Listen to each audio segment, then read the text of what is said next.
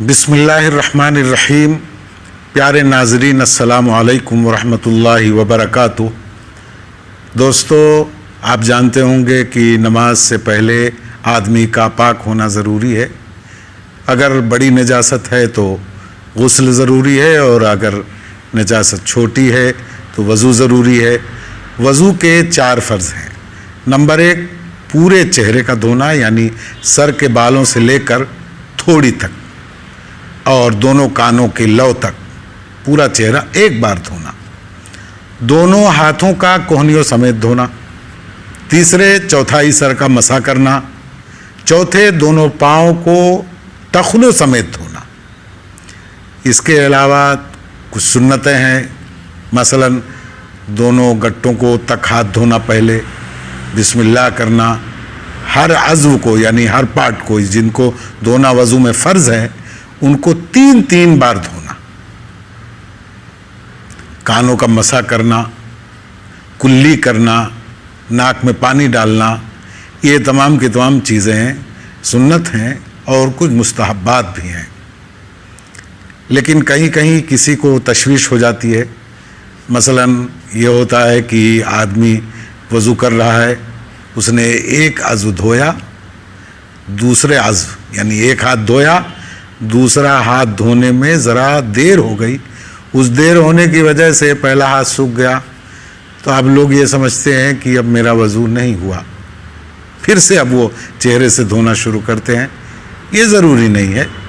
آپ کا ایک ہاتھ سوکھ گیا، دوسرا ہاتھ آپ دھو لیں، پیر دھو لیں، وضو آپ کا ہو جائے گا، البتہ سنت ادا نہیں ہوگی۔ کسی نے پہلے پاؤں دھو لیا، بعد میں ہاتھ دھویا، یا پہلے ہاتھ دھو لیا بعد میں چہرہ دھویا، یا ہاتھ اور پاؤں دھو لیا، چہرہ دھو لیا، بعد میں مسح کیا، یعنی ترتیب الٹ پلٹ ہو گئی، اس وقت بھی وضو ہو جائے گا، لیکن یہ سنت کے مطابق وضو نہیں ہوگا، اس کا گناہ ہوتا ہے۔ وضو مگر ہو جاتا ہے۔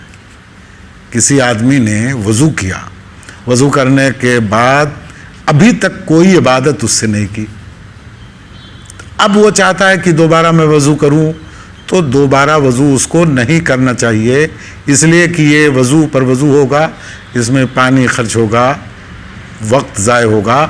اب آپ نے وضو کر لیا ہے، بھلے آدھا گھنٹے کے بعد، 1 گھنٹے کے بعد آپ اس سے عبادت کرنا چاہیں تو عبادت کریں، دوسرا وضو نہ کریں۔ لیکن اگر کسی نے وضو کیا، وضو کرنے کے بعد کوئی عبادت کر لی، عبادت کرنے کے بعد پھر اب نماز کا وقت آ گیا، یا اور کوئی دوسری عبادت کرنا چاہتا ہے، تو اس وقت اگر وہ دوسرا وضو کر لیتا ہے تو اس کو وضو کرنے میں کوئی حرج نہیں، بلکہ اس کی وجہ سے اس کے چہرے پر بشاشت آئے گی اور عبادت میں کی ادائیگی میں خوش خضو آئے گا، کوئی حرج نہیں ہے۔ تیسری چیز جو میں آپ کو بتلانا چاہتا ہوں وہ یہ کہ جب ہم وضو کرنے کے لیے بیٹھیں تو کسی اونچی جگہ پر بیٹھیں اور پانی کا چھینٹا منہ پر زور زور سے نہ ماریں، ہاتھ پر زور زور سے نہ ماریں، اس لیے کہ جس پانی سے ہم وضو کرتے ہیں وہ پانی مکروہ ہو جاتا ہے، اس پانی کو دوبارہ استعمال نہیں کیا جا سکتا۔ اب اگر وہ پانی جو آپ کے منہ پر چھینٹے کے ذریعے آ رہا ہے، دوسرا کوئی آدمی ادھر بغل میں وضو کر رہا ہوگا تو اس پر پڑ سکتا ہے، اس لیے بہت ہی زیادہ احتیاط اس معاملے میں کرنا چاہیے۔ 3 مرتبہ سے زیادہ نہیں دھونا چاہیے، چاہے آدمی ندی پر بیٹھا ہو، چاہے سمندر میں بیٹھا ہو۔ اللہ کے رسول صلی اللہ علیہ وسلم نے یہی فرمایا ہے کہ پانی کا کم سے کم استعمال کیا جائے۔ اگر پانی زیادہ استعمال کیا جائے گا تو وہ فضول خرچی میں شمار ہوگا۔ اللہ تبارک و تعالیٰ نے ہم کو پانی ایسی نعمت عطا کی ہے کہ بہت زیادہ مقدار میں عطا کی ہے، لیکن اس کا یہ مطلب نہیں کہ اس کو ہم بہت زیادہ بہائیں، بہت زیادہ فضول میں خرچ کر ڈالیں۔ وضو کا یہ بھی ادب ہے کہ مسواک کریں، مسواک نہیں ہے تو انگلیاں اس کے ذریعے سے اپنے منہ میں، اپنے دانتوں پر خلال کر لیں، اپنے ہاتھ سے اپنے دوسرے ہاتھ کی انگلیوں کا خلال کر لیں، یہ بھی سنت ہے۔ پورے سر کا مسح کریں۔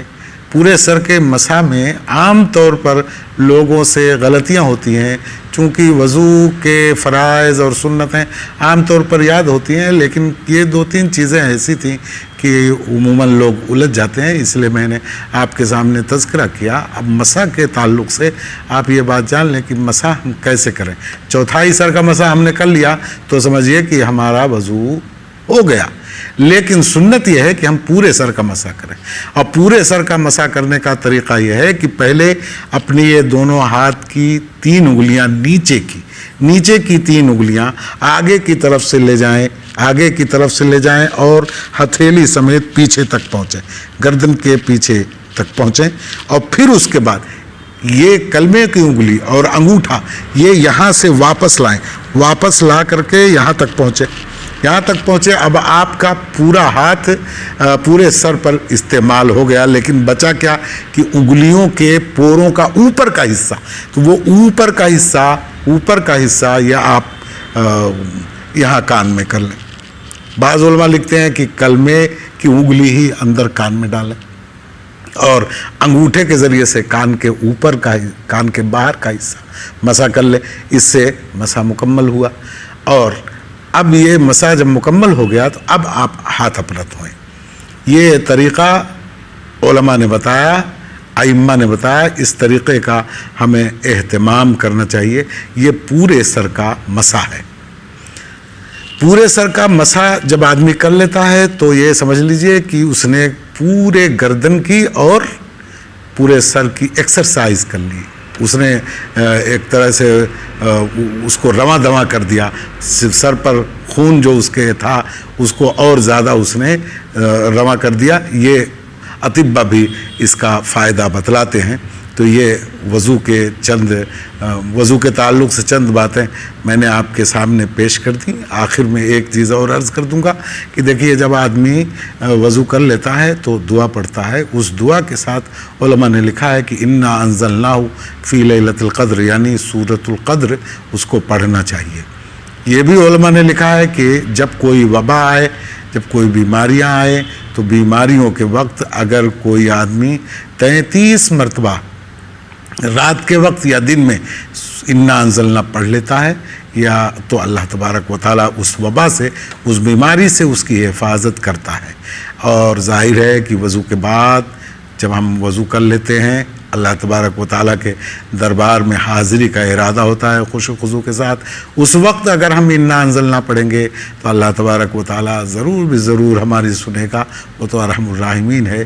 اس لیے اس وقت کا جو ماحول ہے، اس ماحول کے خوف میں مت آئیے، اللہ تبارک و تعالیٰ سے امید رکھنا چاہیے ہم کو۔ اللہ تبارک و تعالیٰ ہی بیماری دینے والا، شفا دینے والا، لیکن اس سے دعا کا اہتمام ضروری ہے۔ اور اس دعا کا اہتمام کہ جب ہم وضو کریں تو وضو کے بعد کی دعا پڑھیں، اور انا انزلنا ضرور اس وقت نہ چھوڑیں۔ انشاءاللہ تبارک و تعالی ہم کو اللہ تبارک و تعالی ہر وبا سے، ہر بیماری سے محفوظ فرمائے گا۔ السلام علیکم ورحمۃ اللہ وبرکاتہ۔